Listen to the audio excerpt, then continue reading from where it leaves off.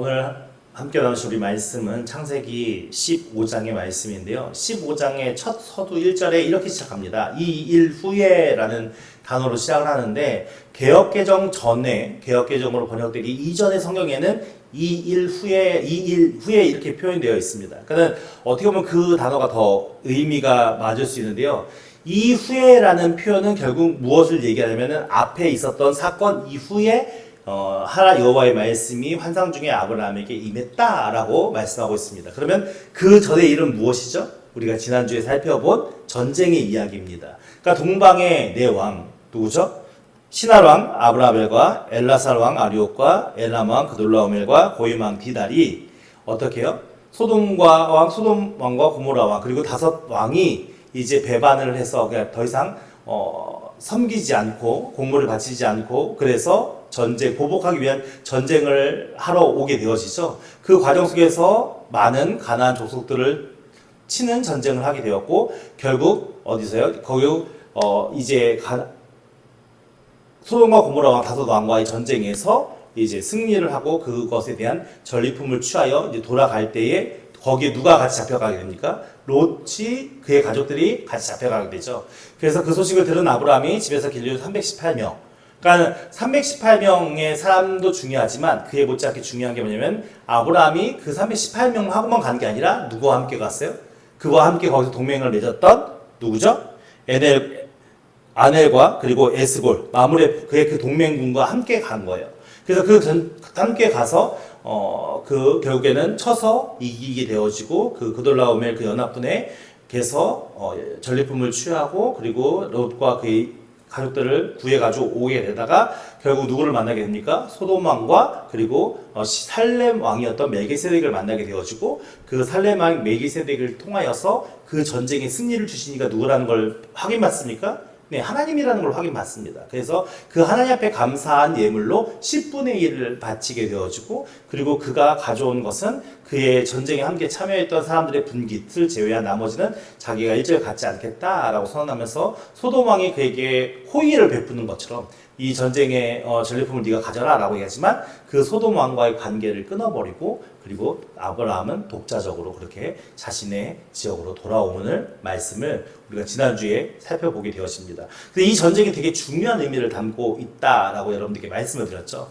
사실은 아브라함의 그 족속과 그의 가솔들의 그 상황을 보면 안전하게 가나안 땅에 거하기 힘든 상황이에요. 왜냐하면 지금처럼 법치 국가의 상황이 아니라 어떻게 얼마든지 주변 족속들과 전쟁이 빈번하게 일어날 수 있는 것이고 다른 종족들과 전쟁이 일어날 때 가장 중요한 핵심은 무엇이겠습니까? 인원수거든요. 그래서 자손을 많이 낳는 게 아브라함에게 어떻게 해요? 그 땅의 터전에서 기반을 잡기에 유리한데 지금 아브라함은 자식이 있습니까? 없습니까? 없어요. 종들밖에 없어요. 그러니까 사실은 이 아브라함이 그 가나안 땅에서 안전하게 정착하면서 사는 게 사실은 쉽지 않고 언제든지 침략을 당할 수 있고 언제든지 모든 그 주변의 사람들로 인해서 어려움에 처할 수밖에 없는 상황인 거예요. 근데 이 그들라오멜 연합군의 그과의 전쟁을 통해서 하나님께서는 그 가나안 지역에 무엇을 선포하시는 거냐면 결국 무엇입니까? 어떤 누구의 신보다 하나님이 가장 뛰어난 신이다라는 것을 증명한 거고요. 그리고 그걸 통해서 어떻게 해요? 가나안 사람들이 함부로 아브라함을 쉽게 대하지 못하게끔. 그렇다면 어떻게 보면 그 아브라함의 어떤 권위와 그 모든 것을 세워주는 일로 그 전쟁의 모든 것을 하나님께서 섭리하시고 이끄셨다라는 것을 우리가 말씀을 통해 살펴볼 수 있는 겁니다. 그 일이 있은 직후에 여호와의 말씀이 환상 중에 아브라함에게 임하여 말씀하시는 거예요. 그러니까 하나님께서 지금 누굴 찾아오신 거예요? 아브라함을 찾아오셨어요. 승리를 주신 이후에 아브라함을 찾아오셨어요. 근데 아브라함을 찾아오셔서 하시는 하나님의 말씀의 내용이 사실은 우리에게 좀 의구심이 들지 않습니까? 방금 전에 어떻게 보면 그 주변 세력 중에 가장 패권을 차지했던 그 동방의 네 나라의 연합군을 지금 누가 이긴 거예요? 아브라함이 이겼으니까 얼마든지 자신의 그 능력과 힘과 어떤 걸 통해서 과시하고 즐거워하고 기뻐하고 신날 수 있잖아요. 근데 하나님께서 아브라함을 찾아와서 뭐라고 말씀하시면 아브라함아 두려워하지 말라라고 얘기해요. 근데 아브라함이 기뻐하고 즐거워하고 신나 있는데 아브라함이 찾아와서 두려워하지 말라 이렇게 얘기하실 이유가 있을까 없을까요? 없잖아요. 그럼 분명히 아브라함은 뭘 하고 있다는 거예요?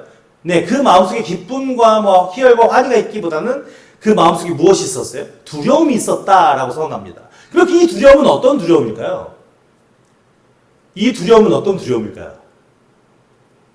방금 전에 전쟁을 해보고 왔으면은 더 이상 두려움이 없어지잖아요.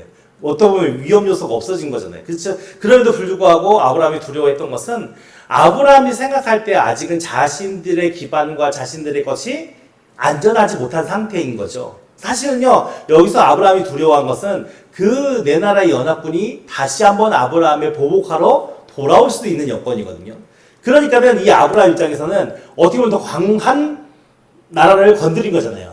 그러니까 그것에 대한 보복으로 내가 아무런 기반도 없고 아무런 적이도 없는데 또 그 군대가 쳐들어오면 어떡하지? 라는 두려움에 사로잡힐 수밖에 없었던 것이죠.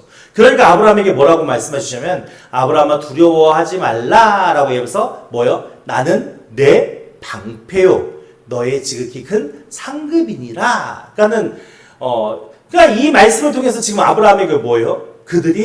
설사 그들이 너에게 보복하러 쳐들어온다 하더라도 내가 너의 방패가 되어주고 내가 너의 큰 상급이 되어준다. 전쟁에서 이길 수 있게끔 내가 도와줄 것이다 라는 확신의 말씀을 지금 아브라함이 주는 거예요. 그러니까 하나님께서는 우리를 이끌어 가실 때 우리에게 은혜를 주시고 우리의 삶을 하나님의 은혜와 사랑으로 붙들고 가실 때 그냥 맹목적으로 우리에게 믿어라 하는 게 아니라 결국 아브라함의 그 과정을 통해서 무엇을 알 수 있어요? 하나님께서는 순간순간마다 그 아브라함의 두려워하는 마음, 염려스러운 마음 가운데 찾아오셔서 무엇을 주시는 거예요? 하나님의 뜻을 밝히 알려주시고 하나님의 계획이라고 할 수 없지만 하나님이 하실 일에 대해서 그 마음속으로 인정하고 따라갈 수 있게끔 역사하시는 하나님이다라는 것을 알 수 있는 것이죠. 그러면서 2절 말씀에 아브라함이 이제 그 하나님 앞에 말씀하신 그 말씀에 반응을 합니다. 아브라함이 이르되 주 여호와여 무엇을 내게 주시려 하나이까? 그러니까 지금 아브라함이 하나님이 두려워하지 마, 걱정하지 마, 내가 너의 방패고 너의 지극히 큰 상급이야 라고 얘기를 했는데 지금 아브라함의 대답은 뭐예요? 네, 감사합니다 이게 아니라 하나님 저에게 무엇을 주시려고 합니까? 더 이상 아무것도 필요하지 않습니다. 왜요? 나는 자식이 없습니다. 그걸 받아도 나눠줄 자식이 없다. 이 표현을 하는 거거든요. 그래서 나의 상속자는 이 다메섹 사람 엘리에셀입니다. 라고 얘기를 해요. 그러니까 이게 왜 이런 표현이 나오면 사실은요, 동방의 네 나라 왕이 다시 보복하러 쳐들어온다 하더라도 자신이 나가서 전쟁에서 죽더라도 자신의 후사가 있으면 그 후사를 통해서 자신의 가문이 계속 이어질 수 있잖아요. 근데 후사가 없으면 어떻게 되는 겁니까? 자신의 때에 자신의 모든 가문이 멸망당하는 거잖아요.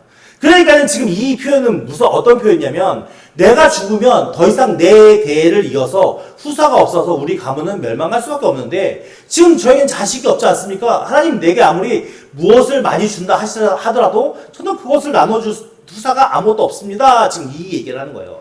그러니까는 오늘 시대에는 우리가 자식이 없어도 얼마든지 우리가 삶에 대해서 그렇게 지탄을 받고 어려움 속에 살진 않지만 이 고대에서는 중요한 게 뭐냐면 자신들의 세가 힘이 강하게 무엇인가를 안정적으로 그걸 만들려면 자손들이 많이 낳아야 돼요. 그래서 자손들을 많이 낳는 게 복의 하나의 일이었어요. 그러니까 지금 아브라함의 자손이 아예 없다라는 것은 어떻게 보면 다른 사람들로 하여금 그 아브라함을 바라봤을 때 뭔가 자신의 신에게 혼나거나 저주를 받거나 그랬으니까 자손이 없지라고 비난과 비판을 받을 수 있는 상황이거든요. 그러니까 어쨌든 간에 지금 아브라함은 하나님께서 민족을 이루게 하시겠다, 자손을 주겠다 그런 약속의 말씀을 계속 들었지만 자손이 지금 생겼어요, 안 생겼어요? 안 생겼어요. 그러니까 지금 어떤 상황에 처해 가고 있냐면 우리가 생각하는 과학적, 윤리적 어떤 상황적으로 봤을 때 아브라함과 사라를 통해서 자녀를 생산할 수 있는 여건과 환경이 점점 더 확률적으로 없어져 가는 거예요. 모든 게 없어져 가는 거예요. 그러니까 아브라함의 마음속에는 이게 언젠간 되겠지라고 기다릴 수 있는 마음이 될까요? 그렇지 않단 말이에요. 그러니까는 하나님 앞에 내가 너의 방패고 너의 지극히 큰 상급이야. 하나님이 저에게 아무런 많은 상급을 준다 하더라도 하나님이 저에게 방패가 되어준다 하더라도 저는 자식이 없는걸요. 어떻게 하라는 겁니까? 지금 이렇게 약간의 하소연적인 이야기를 하고 있는 것이죠. 그랬더니 3절 말씀에 또 아브라함이 또 이르되 주께서 내게 무엇을요? 씨를 주시지 아니하셨으니 내 집에서 길린 자가 내 상속자가 될 것입니다. 그래서 이 아무리 많은 걸 계속 주셔도 이것은 결국 저희 집에서 길리운 종에게 줄 수밖에 없습니다. 라고 이제 이야기 하나님 앞에 이제 자신의 상황에 대해서 설명하고 있는 겁니다. 그랬더니 4절 말씀에 여호와 하나님께서 뭐라고 말씀하시면 여호와의 말씀이 그에게 임하여 이르시되 그 사람이 내 상속자가 아니라 내 몸에서 낳을 자가 내 상속자가 되리라 하시면서 뭐 어떤 말씀을 주시는 거예요? 자손을 낳을 수 있다라는 걸 주시는 거예요. 네가 오늘 아브라함이 갖는 가치 속에서는 점점 자녀를 낳을 수 있는 확률이 없어져 가지만 하나님께서는 어떻게 하신다고요? 그 없어지는 확률이 중요한 게 아니라 내가 너에게 주겠다라고 약속하면 주는 거야 라고 그것을 믿었으면 좋겠어 라고 지금 설명해 주는 거죠. 그랬더니 5절 말씀에 어떤 일이 벌어집니까? 그를 이끌고 밖으로 나가 이르시되 하늘을 우러러 무뼈를 셀 수 있나 보라. 또 그에게 이르시되 내 자손이 이와 같으리라 라고 얘기하면서 다시 한번 무엇을요? 약속의 말씀을 아브라함에게 전달해 줍니다. 근데 재밌는 건요 6절 말씀이에요. 이 전까지는 아브라함에게 계속 하나님이 찾아오셔서 말씀하셨지만 하나님의 말씀을 아브라함이 믿었다는 표현이 있습니까? 아니요, 믿었다는 표현이 이제 여기서 처음 나와요. 여기서 6절 말씀에 아브라함이 여호와를 믿으니 여호와께서 이를 그의 의로 여기시고 라고 얘기해요. 그러니까 여태까지는 하나님의 말씀을 똑같이 들었지만 그 말씀을 아브라함이 믿었다라는 표현이 없어요. 그리고 여기 와서 지금 아브라함이 믿었다라고 얘기를 하거든요. 그러니까는 그 아브라함의 마음속에 하나님이 하시는 말씀이 믿어진 이유가 무엇일까요? 갑자기 뭔가 드라마틱한 변화가 있었나요? 그러니까 이 아브라함의 이 이야기가 왜 중요하냐면 보세요. 7절까지 읽고 다시 한번 설명해 드릴게요. 아브라함이 여호와를 믿으니 여호와께서 이를 그의 의로 여기시고 하나님께서 또 아브라함에게 말씀하시기를 어떻게 말씀하시냐? 또 그에게 이르시되 나는 이 땅을 내게 주어 소유를 삼게 하려고 어떻게요? 너를 갈대아인의 우리에서 이끌어낸 여호와니라 라고 설명을 하는 거예요. 그러니까 지금 이 아브라함의 의식 속에 변화가 일어나는 것은 무엇이냐면 갈대아 우르에 있었을 때 하나님의 약속의 말씀을 듣고 어디로요? 가나안 땅으로 이주를 하게 되었지 않습니까? 그 과정 속에서 하란이라는 지역을 거치게 되었고 그리고 이제 가나안 땅에 들어와서 그 땅이 그 자신을 인도한 신이 자신에게 약속한 땅이라는 것을 알게 되었습니다. 근데 그 땅에 정착하게 살 때 어떤 일이 벌어지죠? 기근이 일어나요. 기근이 일어나서 어떡합니까? 그가 그 땅을 지키지 못하고 결국 인간적인 생각과 방법을 찾아서 어디를 향해 나아갑니까? 애굽을 향해 나아갑니다. 근데 애굽에 가서 무슨 일이 있었어요?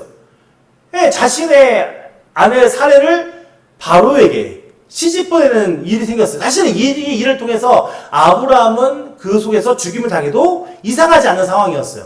근데 그 일이 어떻게 보면 전화위복이 되어져서 아브라함이 더 많은 소유를 가질 수 있는 자가 되었고 그리고 그로 인해서 다시 한번 가나안 땅으로 돌아오게 되어지죠. 가나안 땅으로 돌아오니까 결국 어떤 일이 일어납니까? 롯의 목자와 아브라함의 목자의 다툼이 일어납니다. 그래서 그 다툼을 통해서 롯이 아브라함으로부터 떨어지게 되어지고 롯이 아브라함과 떨어진 직후에 어떤 일이 벌어집니까? 전쟁이 벌어집니다. 그 전쟁에서 목숨을 걸고 롯과 그의 가족들을 구하기 위해서 아브라함이 전쟁에 참여하는 일들이 벌어집니다. 그러니까는 지금 하나님의 약속의 말씀을 따라 움직임 속에 아브라함은 계속 무엇을 맞닥뜨리는 겁니까?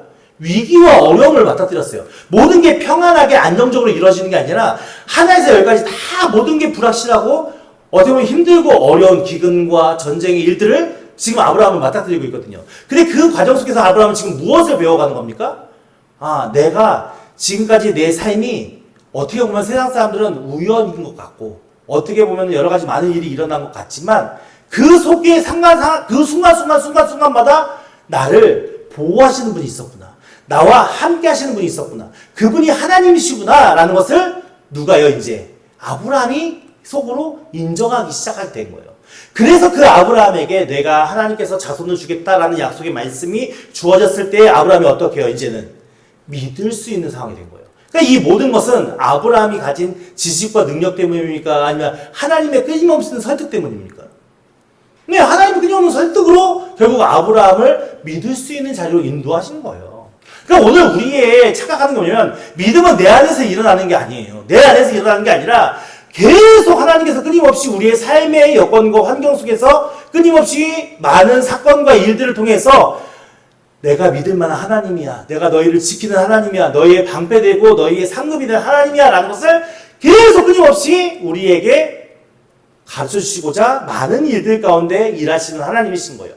그것을 통해서 어느 순간 내 마음속에 뭐예요? 아, 내가 지금까지 살아온 모든 삶이 여태까지 내가 지식으로, 내가 배운 능력으로, 내 힘과 내 계획으로 살아온 것 같지만 그 순간순간마다 하나님이 계셨고 그 순간순간마다 하나님이 나를 인도하셔서 오늘 이렇게 왔구나라는 것을 결국 누가요? 오늘 우리가 인정하는 것이 믿음이 된 거라고요.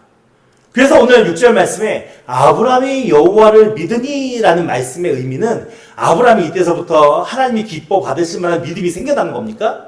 아니요. 아주 작은 하나님의 신뢰의 마음이 생겨난 거예요. 어찌 보면 겨자씨 하나일 만한 아주 작은 믿음이 그 아브라함이 하나님을 신뢰하고 따를 수 있을 만한 그 마음이 그에게 생겨난 거예요. 그러니까 자신의 삶에는 점점 우리의 이성과 지성과 우리의 삶의 지혜의 어떤 영역 속에서 자녀를 생산할 수 있는 가능성이 점점 희박해져 가고 있지만 그 애굽 땅에서 나를 건지신 하나님, 그 전쟁 가운데서도 나를 보호하신 하나님께서 왜 그 능력의 하나님이 나에게 자녀를 생산하게 못하게 하시겠어? 생산하게 해주실 거라라는 마음의 소망과 그 믿음이 그 마음속에서 아주 작게 자리 잡기 시작하는 관점인 거죠. 그런데 그것을 믿으니 아브라함의 행실이 바뀌었습니까? 이후에도 아브라함의 모습은 아주 드라마틱하게 우리가 기대하는 그런 신앙의 모습으로 바뀌었습니까? 그렇지 않잖아요. 그럼에도 불구하고 하나님께서는 그 작은 믿음을 뭐라고 생각하시는 거예요? 그의 의로 여기셨다고요. 그걸 인정해 주셨다는 거예요. 오늘 우리가 뭔가를 증명하고 납득시켜서 하나님이 우리를 사랑해 주시는 게 아니라 하나님께서 끊임없는 설득으로 우리를 역사하시는 그 역사하심에 우리가 아주 작은 반응, 아주 조그마한 그 믿음, 우리의 조그마한 하나님에 대한 기대, 그것을 여호와 하나님께서 기쁘게 받으셨다고요. 사실 우리가 하나님께 낼 수 있는 게 뭐가 있습니까? 제가 목사로서 최선을 다해서 대형교회를 이루었다 하더라도 그 대형교회를 이루는 게 하나님 앞에 자랑이 될 수 있겠습니까? 아무것도 아닌 것입니다. 오늘 우리의 삶에 중요한 것은 무엇이냐면 이 겨자씨 하나일 만한 작은 믿음이 우리의 것이 되어야 한다는 것입니다. 여러분, 성경의 로마서에 보면 믿음의 반대말이 뭐라고 생각하십니까? 뭘까요? 불신이죠. 다들 불신이라고 생각할 겁니다. 불신입니까? 아닙니다. 행위입니다. 로마서에서 계속 반복적으로 얘기하는 것은 믿음과 행위에 대한 이야기입니다. 결국 무엇이냐면 우리가 행위적으로 아무리 그리스도인다운 모습으로 산다 하더라도 우리 안에 그 하나님의 신뢰와 믿음이 없다면 의미 없는 겁니다. 근데 우리의 행위는 보잘것없다 하더라도 우리 안에 그 하나님에 대한 소망과 그 믿음으로 살아간다면 우리는 하나님 앞에 인정받는 믿음이 될 수 있는 겁니다. 그러니까 예수님 시대도 마찬가지고 바울 시대 때도 마찬가지고 외식하는 자와 같은 삶의 모습이 중요한 게 아니라 여러분들의 마음속에 무엇을 담고 우리의 마음속에 무엇을 담고 무엇을 소망하며 사느냐가 중요한 겁니다. 하나님은 아브라함에게도 그의 삶에 동행하셨듯이 오늘 우리의 삶에도 동행하고 계심을 믿는 우리 모두가 되기를 예수님을 축원드립니다. 그 하나님께서 우리의 삶 가운데 역사하셔서 우리가 세상의 가치에 현혹되어지고 세상의 가치를 쫓는 삶이 아닌 영원한 하나님 나라를 쫓게끔 우리 가운데 역사하시고 인도하시고 우리를 이끌어 가실 것입니다. 그 속에서 우리가 아주 자그마한 믿음으로라도 하나님 앞에 설 수 있다면 그것이 하나님이 우리를 인정하는 믿음으로 하나님이 그 믿음을 의로 여기시는 것입니다. 오늘 우리는 자꾸만 우리의 무엇으로요? 행위로 우리의 믿음을 증명하려 합니다. 행위로 증명되는 것은 아무것도 없습니다. 우리 안에 어떤 의식과 어떤 마음과 어떤 생각으로 오늘 우리의 삶을 주와 함께 동행하느냐가 중요한 겁니다. 그래서 우리는 무엇을 생각해야 될까요? 앞으로 내가 무엇을 해내야지, 앞으로 내가 무엇을 만들어내야지, 앞으로 우리가 무엇을 이룩해야지를 생각해야 될까요? 아니요. 우리의 생각의 답은 7절 말씀에 있습니다. 하나님께서 아브라함에게 뭐라고 말씀하셨습니까? 나는 이 땅을 내게 주어 소유를 삼게 하려고 너를 갈대아인의 우리에서 이끌어낸 여호와라. 이 표현의 말씀 속에 무엇이 담겨 있을까요? 네, 하나님이 너에게 찾아온 그 순간부터 지금까지의 모든 삶을 누가요? 함께한 하나님이다. 그럼 오늘 우리가 기억해야 할 것은 무엇일까요? 내가 태어나는 순간부터 내가 하나님을 인지하고 하나님을 아는 순간부터 지금까지 모든 삶 속에 누구예요? 여호와 하나님이 함께 하셨다. 그러니까 우리의 과거의 삶에 동행하셨던 그 하나님의 경험과 하나님의 어떤 역사심과 은혜와 사랑이 우리의 믿음의 토대가 되는 것이지, 앞으로 우리가 만들어낼 미래가 우리의 믿음의 토대가 되겠습니까? 전혀 그렇지 않다는 겁니다.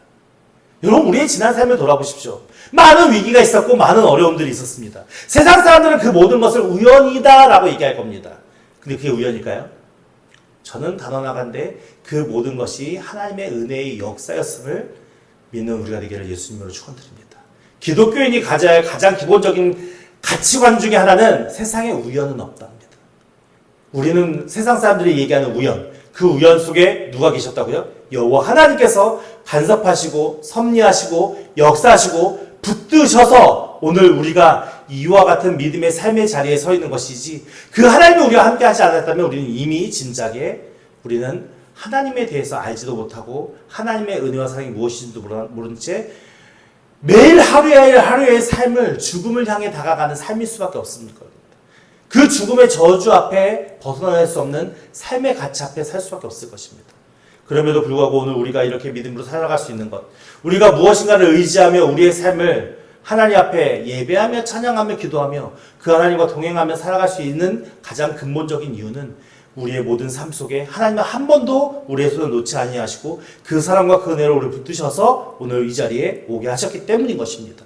그것을 믿는다면 우리의 삶이 앞으로 5년 후, 10년 후, 20년 후 어떤 삶을 산다 하더라도 그 삶 속에서는 누가 함께 하실까요? 하나님께서 함께 하실 겁니다. 그리고 그 하나님께서는 선으로 우리를 이끄셔서 영원한 하나님 나라를 우리로 인도하실 것입니다. 오늘 우리가 이 은혜와 사랑을 잊지 않는 자들에게 예수님을 축원드립니다. 그 하나님은 우리를 버리지 아니하시고 그 하나님을 한 번도 우리를 외면하지 아니하시고 우리에게 믿음을 주시고 우리를 하나님의 백성답게 변화시키시고 그 하나님과 함께 하셔서 영원한 주의 나라로 인도하실 것입니다. 단지 우리가 그것을 믿지 못하고 그것을 받아들이지 못하고 그것을 깨닫지 못하는 연약함 가운데 있기 때문이겠죠. 결국 우리와 하나님과의 관계는 중요한 핵심이 무엇이냐면 신뢰 관계가 얼마나 쌓여질 수 있느냐의 문제인 것입니다. 하나님이 여러분들 배반한 적이 있습니까? 하나님이 여러분들 버리신 적이 있습니까? 단 한 번도 하나님을 배반하신 적이 없습니다. 단지 우리가 하나님을 배반했고 우리가 하나님을 외면했고 우리가 하나님으로부터 멀어지려 했습니다. 오늘 우리의 연약함을 하나님께 고백하시고 이제는 성령 하나님께서 우리를 붙드셔서 더 이상 하나님을 배반한 자들이 아니라 하나님을 외면한 자들이 아니라 하나님 앞에 하나님의 그 붙드심의 손길을 놓는 자들이 아니라 그 하나님 앞에 함께 주와 동행하며 하나님의 영광 가운데 설 수 있는 은혜로 우리를 붙들어 달라고 우리 함께 찬양하고 기도할 수 있는 우리 모두가 되기를 예수님으로 축원드립니다.